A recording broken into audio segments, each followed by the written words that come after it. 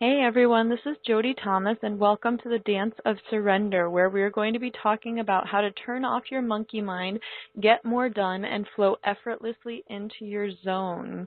I'm really excited to have today's speaker with us. I found out about Dr. Edythe on the Flow Genome project website, which is a really fascinating project where they're actually trying to figure out how to get into flow, and maybe she can tell us even a little bit more about that as the interview goes on. So just to give you a little bit of a background story about Dr. Edythe, she asks, how would you like your world to look, and how would you like to look in your world? So Dr. Edythe Heus has always been a pioneer in the fields of health and fitness, but no modality could express her unique perspective, so she invented her own, called Revolution in Motion. Rev in Mo is a movement system that enhances how we perceive our world, our relationship to it, and how we respond to it. We have elaborate ways of taking in information about our world, our eyes, ears, sense of touch, position, temperature, and pain. Revolution in Motion increases our exposure to stimulation with the outcome of better responding to our world. How we respond to our environment depends on the interplay between the nervous system, the fascial system, the muscles and bones, as well as other connective tissues. Revolution in Motion's precisely sequenced exercises done barefoot on varying surfaces restores the fascia, enhances the nervous system, and results in efficient fluid movement and a better response to our world. The end result is freedom of movement, freedom from pain, freedom to live more fully, and freedom to explore. Today, Revolution in Motion is on the cusp of changing all that we know about how the body moves, from illness to wellness, to optimal performance. Dr. Heus began her career as a chiropractor, specializing in kinesiology, later adding stechofascial manipulation, and recently functional neurology. I've spent a lifetime studying muscles and movement and how everything fits together. It's my passion. Just by watching someone walk, I can see what's not working and how to correct it, she says. In Dr. Heus's practice, her patients' bodies become her teachers, revealing subtleties not found in any textbooks. As Dr. Heus diagnosed, tested, and treated hundreds of patients, something unexpected happened. Patterns began to emerge. It was these patterns that lead to the essentials of Revolution in Motion, the key factors on which her exercises and sequences are based. Revolution in Motion has successfully improved the lives of many people of all ages and abilities, from injured to world-class athletes, all seeking a more fulfilling response to their world. Dr. Heus currently treats patients, instructs private movement sessions, certifies doctors, students, and trainers in Revolution in Motion, writes lectures, and is always coming up with new exercises and solutions to better respond to our world. And just to give you a little known tidbit about Edythe, she always watches how people walk, and she creates solutions from them, based on what she's watching, even if she never talks to or sees them again, even if they're not one of her patients. And she also dreams exercises. So I'm so happy to have you here, Edythe. I think that everyone on the call probably is already like trying to analyze how all of this works. So thank you for being here with us. Thank you, Jody. It's my pleasure. So let's jump right into what does surrender mean to you? Well, my personal experience of surrender is turning my life and my decisions over to a supreme, or to, a power greater than myself that allows me to be of greater service to people.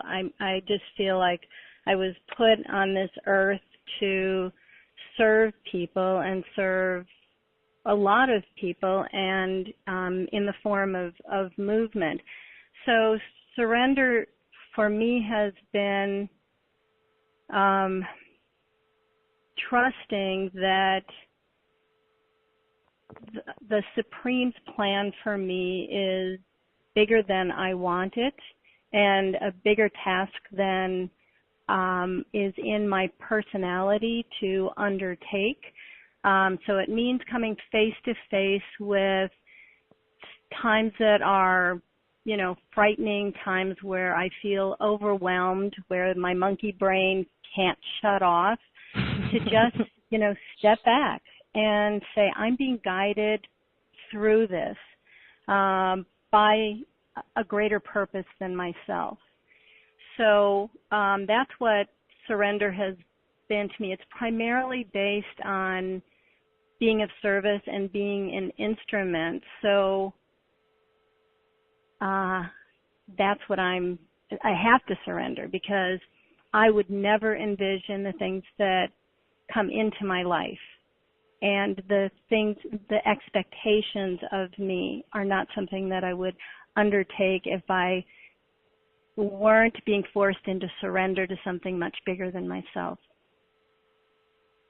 Thank you. That was a really great explanation. And so before we started the call, you and I were chatting a little bit about where surrender and flow converge, but also their differences. So maybe you could talk a little bit to that. So where you see the convergence, and also where you see the differences between the two. Okay. Well, yes. This has been exciting for me to contemplate your questions, because I've kept surrender as more of a personal experience, and flow as something that I help people get into through my exercise modality. And I just remember that having a discussion with a strength and conditioning coach saying, it's awfully unfair that athletes are the only ones that really have the experience of flow or getting into the zone primarily. We hear about it. Athletes talk about being in the zone, but talking to a lot of athletes, it was, and this is going back, 20, 30 years ago, it was more something that just occurred, not something that they had mastery over. It was almost like all the planets aligned, and all of a sudden, they can get into that state of the zone, and they play their best, and they have the whole experience of flow, of lack of separation, oneness, heightened awareness, all the things that represent the flow state. But then I saw these athletes' lives. I mean, in the news, basketball players that were raping women, and they were athletes that are out of control, and there is this gap between having the experience of flow and being in the zone, and taking that experience and converting it into something spiritual, something, meaningful, something that connects you with a higher power. And I thought, there's a big gap here between surrender and flow. How is there anything that I can do, to help bring the zone into more of a spiritual place? And, and in my case, it was using the physical body, getting it into a state of flow to help move people into a state of surrender. And that seems to happen the more organized your whole being becomes. And, I've chosen an exercise modality to reorganize the body, the nervous system, the fascia.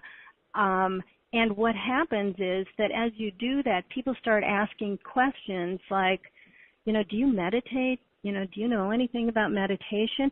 There's just been a natural alignment or progression, whether it's helping people through treatment get closer to wellness, that they start asking about spirituality, or if it's aligning the body and organizing the body. Starting out, like, it just happened, like I wanted to help people be able to improve their performance, but I never doubted that as you improve somebody's performance, which comes through organization and integration, that why won't, their mind and spirit be more integrated as well.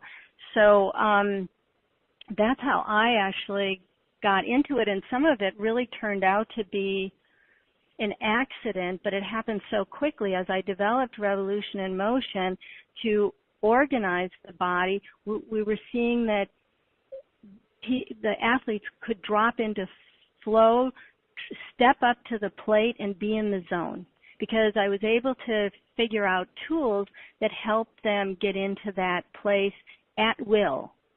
So it's been an interesting journey the last 20 years to help people merge, the zone and flow into a more spiritual place, and take people that are in a more spiritual place that sometimes sit in meditation at the expense of their physical body to merge them into that place of flow. So they do seem to be different, but they merge beautifully. So can you explain? Go ahead. Well, I think that flow seems to be almost more of a state of mind, and surrender seems to be more of a state of heart. And I think that when heart and mind join together, that's the state of surrender, and the where flow and surrender merge. I love that. So can you explain, when you say you help people to organize their bodies and then that kind of flows over into their mind and spirit, what do you mean by organizing? Well, what I found is that, so I've been in practice for 35 years. I've been doing muscle testing. Like if someone has a shoulder problem, there are 35 muscles of the shoulder that I'll isolate and test. And what I saw were patterns evolve. Like there are certain muscles, because what you're looking for is the priority muscle. Is there one muscle that's going to turn on all of the muscles of the shoulder that are testing weak? And that's a conventional orthopedic modality that's used. And I saw patterns arise. There were certain muscles that were always involved in a shoulder problem, but never were the priority. There are other muscles that were oftentimes the priority, and some muscles just never showed up. And so I looked at this through all the body parts and developed exercises based on those patterns. And so if you can, once you organize so that all the muscles are in integrity, and you want to know, like, how do you find what muscles drive the body a little bit differently, there was a hierarchy that evolved for me.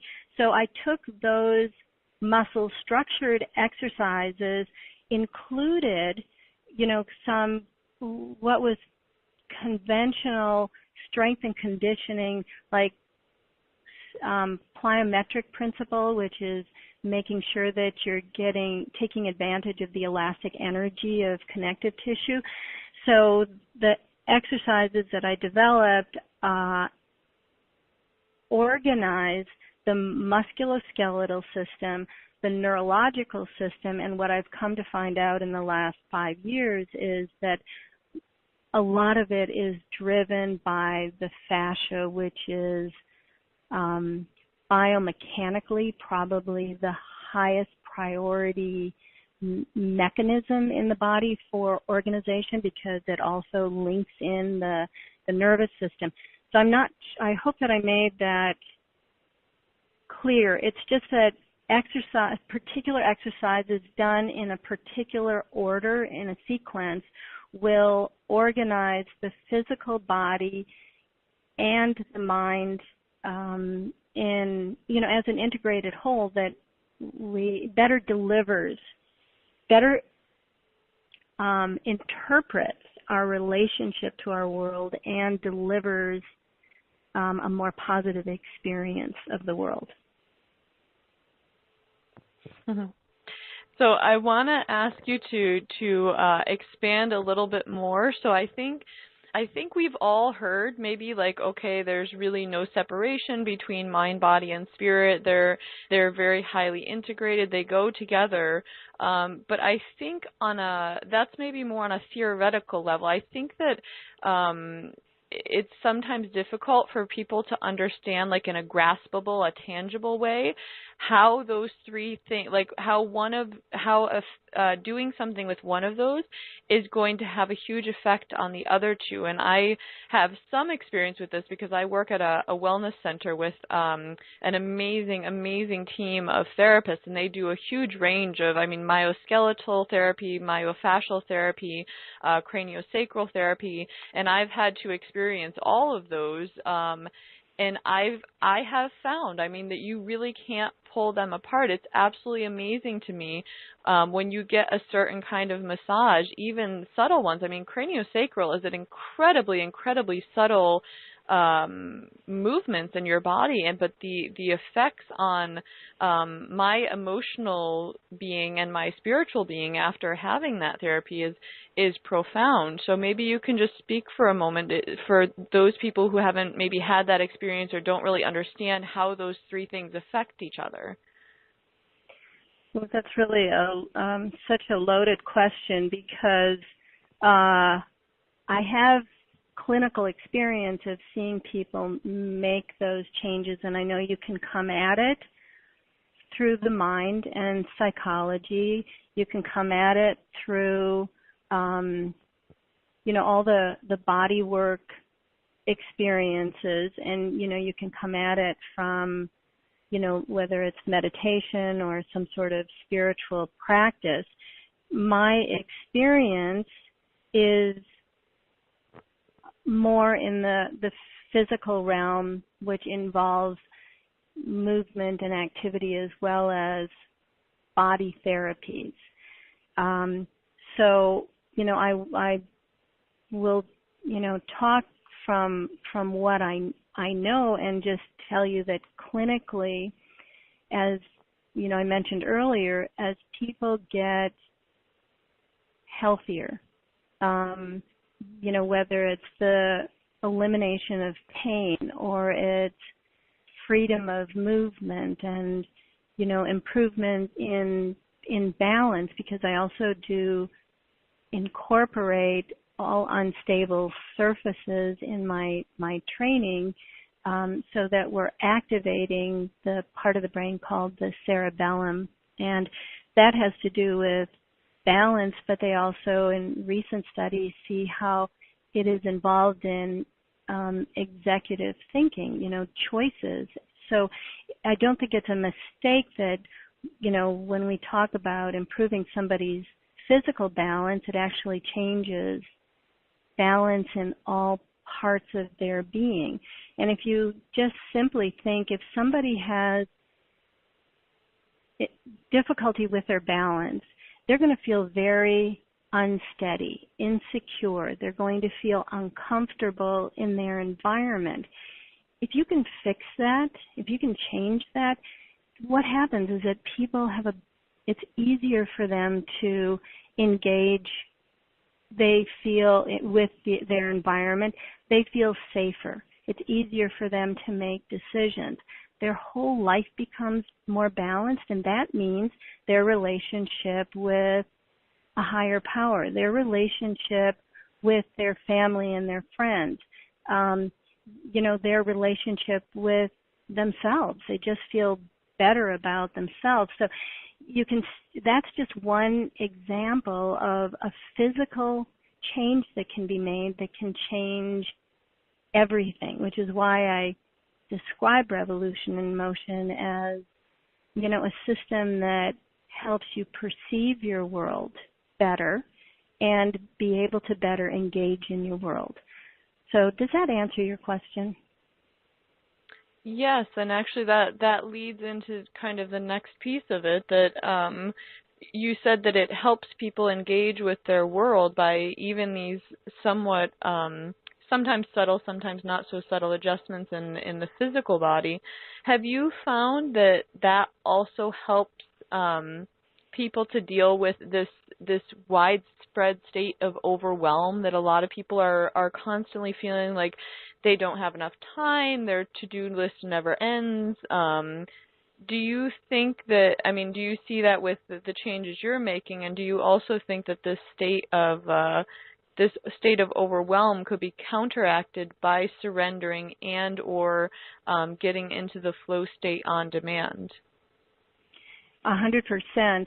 And what I have found with the exercise modality that I developed, Revolution in Motion, is everyone that comes, that goes through a series of exercises, not just exercises, but, say 6 to 10 sessions, and most people use it on an ongoing basis, and we encourage them to do their exercises at home, which we customize them, but we also have classes.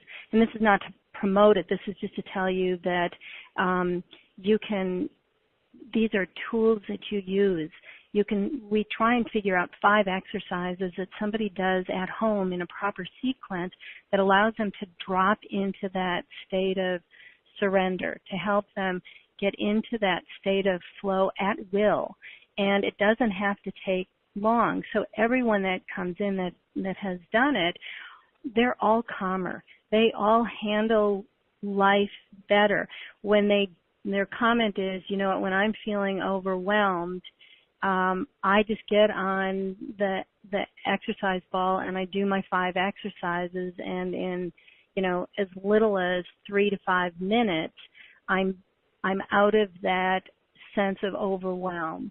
And I have to say, so I developed it like 20 years ago, and it's my go-to.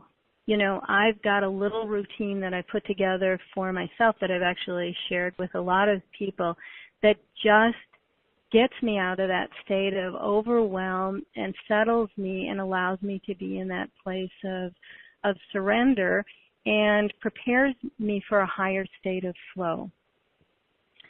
So it's totally doable, and it was an unexpected result.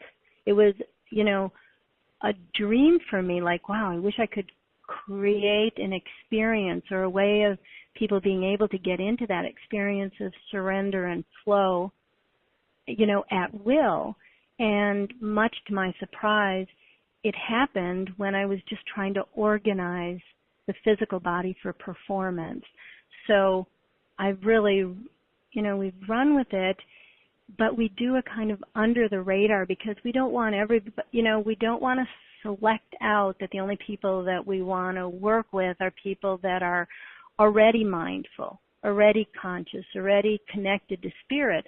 We wanted to create this opportunity for everyone because people don't know what they're missing until they have it. They don't know sometimes what they want or need until they already have it. So we're giving that experience, but what we do encounter is we watch people when they're going through these exercises, and sometimes it looks like a deer in headlights and we see that, and it's like, oh my gosh, they're at that place where they get to make the decision, can I embrace this, that it's going deeper than I anticipated or maybe deeper than I want, or do I need to turn away from it? And so we have had people come in, we've seen that look, we've seen that they've made the decision that they're not ready for it now, and we never see them again, and 10 years later they come back, or 5 years later. It makes an imprint. It makes enough of a permanent shift that when they're ready to embrace it in their life and, own it, they come back to us. Yeah, that's amazing. It's kind of like planting a seed, and I think we kind of all get these seeds as we go throughout life, and sometimes I guess that's part of being in the flow of knowing when the time is right to follow one of those seeds and nourish it so that it will grow, or to store it away so that maybe in 2 summers from now you can pull it back out and actually plant it. Jody, I totally agree with that. It's a it's a wonderful process, and it also means as a practitioner, whether it's me or people that are doing revolution in motion that we've trained, it's their surrender. We have to surrender to say, shoot, we did the best we could. We knew that we helped somebody make a shift, but they made the decision to not go forward with it. So that's a place of, I think we're, in my community, we're challenged by that. It's like, oh my God, that person has so much potential, and it's like, they really got it. But then they don't show up again, they weren't ready for it. Mm-hmm. So you mentioned that doing these exercises and making these shifts in the physical body help people to get into this state of flow. I was just curious, are they usually in that state of flow while they're doing the exercises, or have you seen that seeps over into other parts of their life? Is that kind of like a mini training, so that then the next time like they go dance or the next time that they're cooking, they're actually more capable to get into that state of flow? They are. So a couple of things. I remember, because there was a time that I was working with a lot of professional baseball players, and I remember one wife saying to me, like, my husband is so talkative now and, engaging and present since doing Revolution in Motion. And then so Steve Finley is a retired baseball player. He had like 5 Golden Gloves for outfielding, just a phenomenal athlete. And I had the privilege of working with him for 12 years. And when I first met Steve and started working with him, he had a foot situation, and he was in his early 30s, and at that age, you could either be out of baseball because of one thing, because as an athlete, you're pretty much a commodity. So it turned out that he was able to play until he was 43 years old, which is extraordinary. That's way beyond, the length of time that most baseball players play. And he credits Revolution in Motion with his career success, and he continued to improve performance, from the time that we started working. But for him, what Revolution in Motion did was gave him tools that he could step up to the plate and drop into the zone at will. Now it's these athletes' choice and everybody's choice to see how far you want to apply the integration in the organization that we provide through Revolution in Motion. So, many people, in my trainers, myself and clients that have really embraced the program fully and have willingly and desired to put it into their life full time, it has facilitated them dropping into flow at will and being in that state as long as they can. So a lot of them say, wow, you know what, I can be in that flow state when I'm, negotiating a business deal. I can just, everything in my life that generally requires a degree of intensity, they can drop into flow. And so I think that answers your question, right? Yeah, and this is really interesting. So you said that these people can drop into their zone at will. I wanted to ask you, how many differences you've seen between people, because I think sometimes it's very easy to get frustrated when you're starting a new practice. Like, for example, I know I teach yoga and meditation, and so a lot of times with meditation, people get very frustrated very easily because they're like, I'm not getting into this state. Like, I look around in the yoga class and, everybody else looks like they're all zenned out and I can't get there. And so with flow, what have been the differences that you've seen in number one, how people access flow, and then how long they can usually stay in that state of flow at a time? Is it usually when they're doing something that they're very passionate about, or if you train it, you can even do it like while you're standing in the bank line or something? Right, right. Well, in our studios and Revolution Motion, we don't put the pressure on, to find that state of flow. We just expect the program to do it for them, to give them that preparation, and then it's up to them, and we all, to apply it to their life in the way that they want to. If we were to tell them, this exercise program and what you're doing is going to put you in a state of flow, that then there's expectation. We just love when it happens because we can observe it. And, then we gently say, well, what was your experience right now? Because, we'll use the term like, because neurologically it looks, we really saw some significant shifts. So we make it something that's tangible, that's structural, so that then they can have their own experience. I don't like to load people with expectation. If they want to read, and a lot of the people are in there, working out when other people are sharing their experience, and it's much better to hear it from somebody that is in their same position. They're students of Revolution in Motion, and our trainers really are their guides. They're their teachers. But the conversations that go on among Revolution in Motion participants, it's extraordinary because they all talk about just how it changes their life and how responsible they feel for living a life of integrity.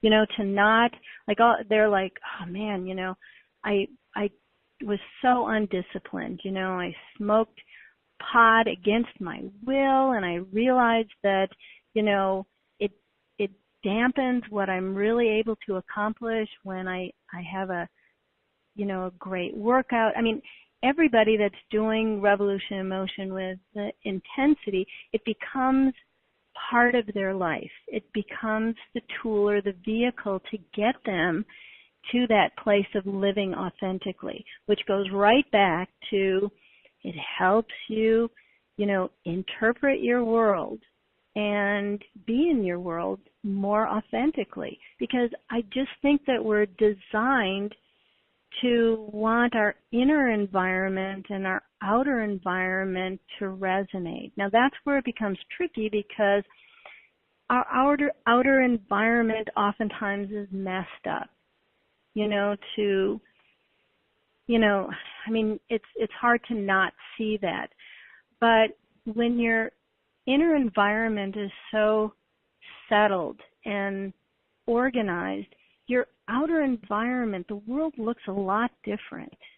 You're accepting that the world is at a stage where, it's like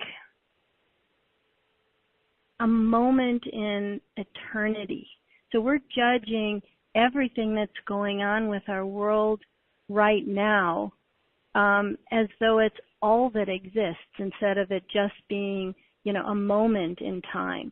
But we're fully responsible for participating in that moment. And so, I just am thrilled at seeing how the more organized people get, structurally, neurologically, that it spreads to, mind and spirit, and we have more authentic lives, and we're able to deal with a world that's chaotic, disorganized, and we're in a state of overwhelm. It's almost like, the state of flow talks about, and anybody that's been in it realizes that time changes. I mean, it's like time stands still. So why can't we live our day-to-day life almost as though time is staying still, so that we can be fully in that moment and make choices based on what's appropriate for that moment. So, yeah, that's great. Live as our daily lives as if time is standing still, so that we have all the time in the world to make decisions. Right. So, do you have any other little techniques or anything like that for people who may not be able to get to your studio immediately that might help them to start to cultivate this and experiment with this state of flow? Yes. Being mindful of your feet is probably the best thing that we can do. And if it would be appropriate, if you would want to post a few exercises, I could do a short video that you could share with all of the viewers, the listeners. Oh, that would be wonderful. I think everybody would be very appreciative of that.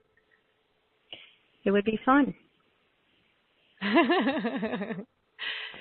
So yes, we will absolutely do that. And just to kind of follow up on what we were just talking about, in your experience, both in your where you teach and as well as your experience on the board with the Flow Genome Project, what have you found about how long people can stay in flow at any given time? Because you mentioned that, wouldn't it be great if we could stay in flow throughout our daily lives pretty much all the time? I mean, is it common for people to be able to stay in that state all the time, or have you achieved being able to be in that state most of the time?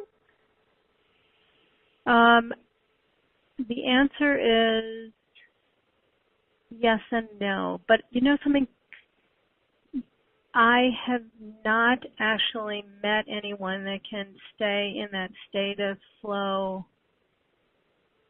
100% of the time. But I think that it's possible and it's really achievable, and I believe that, I personally have had experiences of it, as well as some of the people close to me, where you can switch in and out of flow so often that you can maintain over the long run a length of being in a state of flow that's very prolonged. But I guess the explanation, the answer is that I have not met anyone that can be in a continuous state of flow, but in many states of flow, on, off, on, off. And so you mentioned previously that you actually can see neurologically that people's brain waves or something within people neurologically change when they're in that state. Without getting too technical, could you just explain to people what it is that happens on a physiological level when you're in this state? No, I cannot tell you physiologically. We haven't been able to measure that yet, but that's something that we're working on, and I hope I have that answer for you in 3 years, because it's a 3-year research project. So I mean, there are enough people that have written what happens in that state of flow, but what we see, what our guidelines are when we have this deep integration that takes place that allows you to get into the state of flow, is we see a change in the eyes. The pupils open up more, and we do see like the face flushes. And I don't know if the flushing is, it's just that you almost see a state of fear initially. So that's where my question is. It's like so we do everything on unstable surfaces, and even though we've got a trainer and it's safe, unstable, it still pushes you neurologically to that place of I could fall. Or I'm unsteady. So it appears to be the place at which someone recognizes that, oh, I've just faced that fear and successfully come out of it. Wow, that was a real, accomplishment. I like the way this feels. So that's as much as I can explain. And Stephen Kotler, in his book, The Rise of Superman, he does a beautiful job of explaining, from a scientific perspective, what goes on in the state of flow. So I would recommend getting Stephen's book. It's really great reading. All right, wonderful. And I guess just kind of to wrap up here, I think I kind of a little bit alluded to this question a little while ago, but I'm very curious about, so I think, at least for me up until this point, most of the times when I've been in flow, I've been doing activities that are very enjoyable to me or that I'm very passionate about, like dancing or maybe sometimes cooking, sometimes when I'm writing on the computer. But have you seen that, so you said that people can stay in the state of flow for longer periods of time.